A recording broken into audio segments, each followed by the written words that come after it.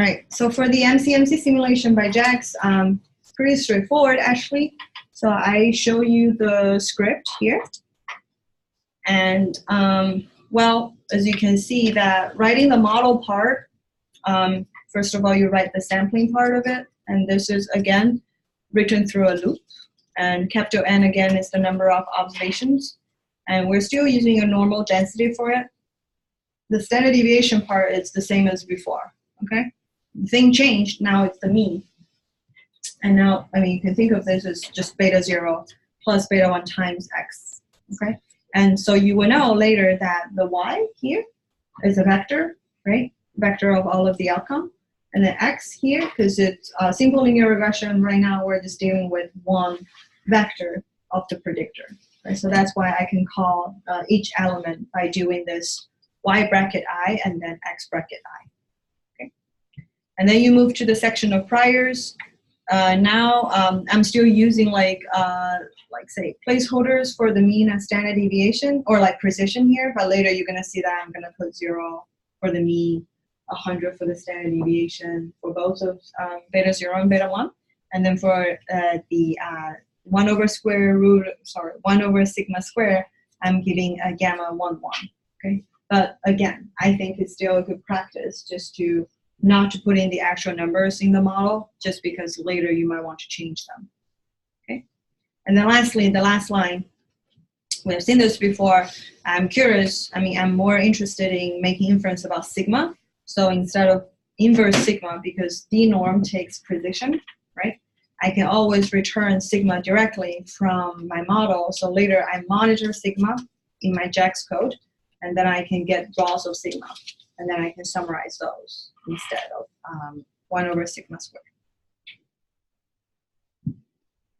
All right, so here, very typically done. We have seen this before. We get the vector of the response in y, and the vector of the predictor values in y, in x, sorry, and then capital N is the number of observations.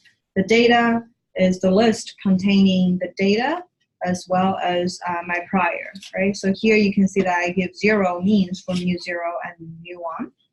And those G0 and G1, because they're precision, so in order to get standard deviation to be 100, I have to give G0 and G1 to be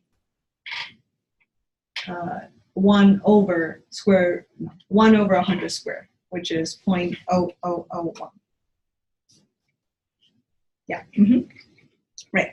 And then lastly, once you have installed the JAGS package, et cetera, you can just run the posterior. So the command is run.jags. You fit in the model string. We're running one chain for now. The data is the data. Monitor, we have 3 parameters, so you keep the 3.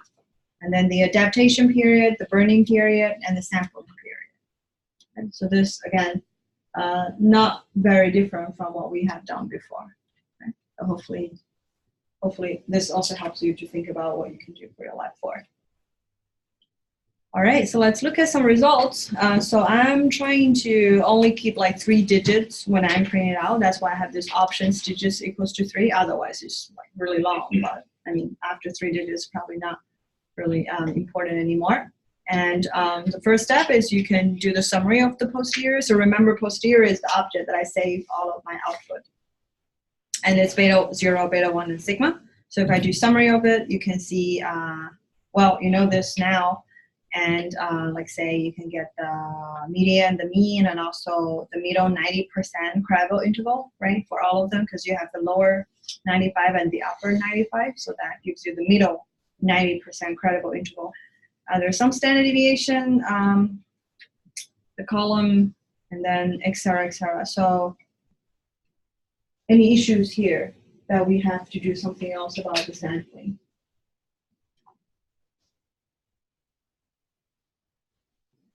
Well, if it's not clear or not obvious, if I show you, just duplicate. If I show you this, what's the issue here? This is the MCMC diagnostics of the beta 0 parameter. What do you think? I'm just going to pause here, and you can talk to your neighbors. Okay, any issues here? I mean, here together with the output previously, you might start to notice something that might not work well enough at the moment. So what do you think is the problem? I will go back to here. Yeah, Eric? One of the issues is from the trace plot. It's very sticky. And then another is from the autocorrelation. And you can see from the data table that beta naught and beta 1 both show high autocorrelation. Right, yeah. So I guess so in fact, if you go to the next slide that I put in the lectures, the output, not only for the trace plot, but also the autocorrelation, they look pretty bad in terms of beta 0 and beta 1. And for sigma, it's actually okay. If you look at it, I mean, trace plot seems to mix pretty well, autocorrelation pretty low.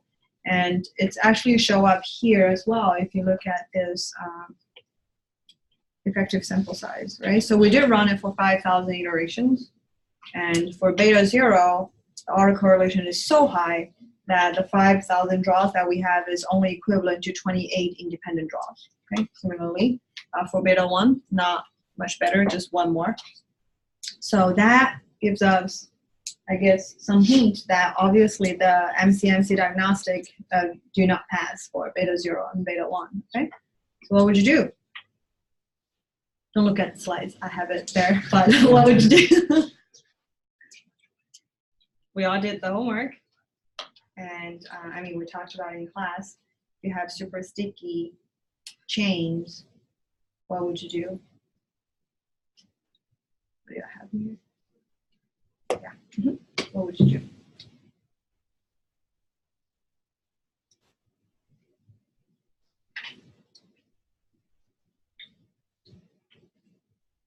You're asking about beta 0 and 1 or sigma? Yeah, actually, if you do one, if you have to fix one, you probably fix the whole thing, right? I mean, it's okay. Good question, I should say, because we do observe that beta 0 and beta 1 are pretty sticky. Sigma itself is okay, meaning that mix pretty well. But I think, well, by saying this, I would let out what we're going to do. But say we see a lot of stickiness, especially high autocorrelation here. In fact, it's so high that we don't even know how much thinning we want to do, right? So earlier I was saying that looking at the autocorrelation plot, especially looking at starting from which lag, you're going to have smaller autocorrelation. But this one, based on what we see, even if you go up to lag 35, it's still going to be above 0.5, right? So so in terms of thinking about the thinning, which is trying to save only, like say, if I do thinning 100, I'm saving every other 100 draws. I'm discarding anything in between. So that usually can be read from the plot, but for our case, not so much. So the thing that I did is I was doing thinning for 50. And what I mean by like when you fix one, you fix all of them is because the thinning works for all of the parameters, okay? So one thing that I did is I set thin to be 50 to get rid of the stickiness in beta 0 and beta 1. But now Tyler asked the question, I think, in fact, by doing this, I'm affecting sigma as well, right?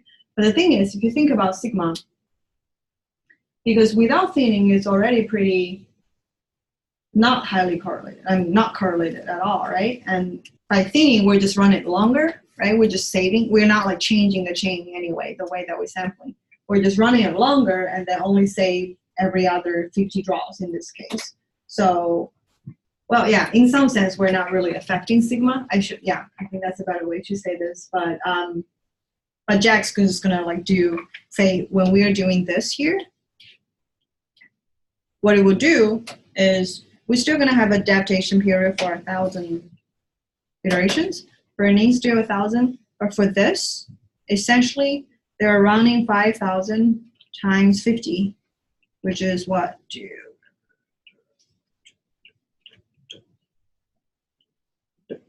This many iterations, okay?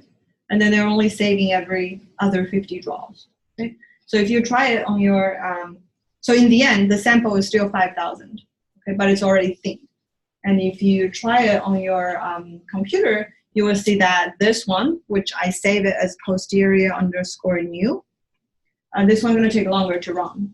Okay, not surprisingly, just because we're running it longer, 50 times longer. than what we did before. And so let's look at the results. So still not perfect yet. If you think about, looking at the SSEFF, right? So this is still, so the summary is on 5,000 draws, okay? So this is saying that beta 0, the 5,000 MCMC draws are equivalent to a little bit under 2,000 independent draws for both beta 0 and beta 1. For sigma is totally good. So again, usually if you have like 500 above SEFF, it's okay. You can just continue. But I do want to show you that, well, if we do thin of 100 instead of 50, we're going to bump up those values even more. But you're just going to run like the chain even longer. Our model is simple enough, so it doesn't take that long. But later, if you ever try, I think Josh's model is going to take a long time to run. And then that will be the case that you might want to make sure that you don't thin too much. You just want to thin enough. If that's the issue. If it's not the issue, you have to figure out something else.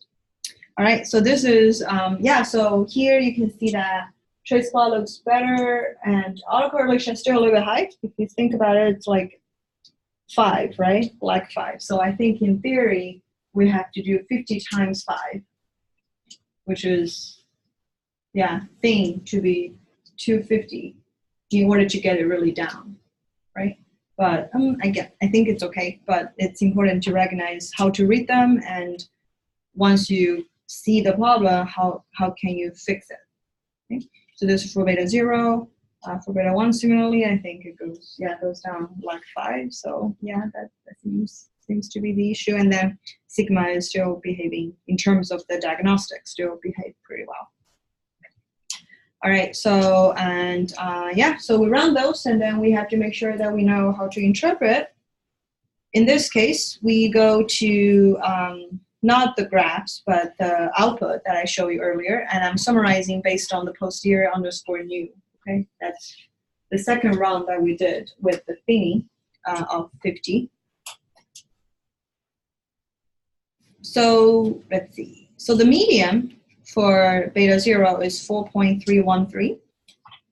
And the lower 95 and the upper 95, those two columns for beta 0 is 3.918 and 4.7764. So what that means is that if you have a CU with log income 0, which is $1 income, the expected log expenditure will be 4.313 in terms of the median, and it falls in the interval of the lower bound and upper bound with 90% posterior probability. So you can say that maybe not really meaningful to other people who don't really understand the model itself, but for us, we know, like, say this is what you can say about beta 0, and similarly, you can do that for beta 1, okay? So again, you have to make sure that it's every $1 increase, that's 1 unit increase in the predictor. Then in the median, you increase by $0.422, and then it falls into the interval, this particular interval, with 90% posterior probability. Okay?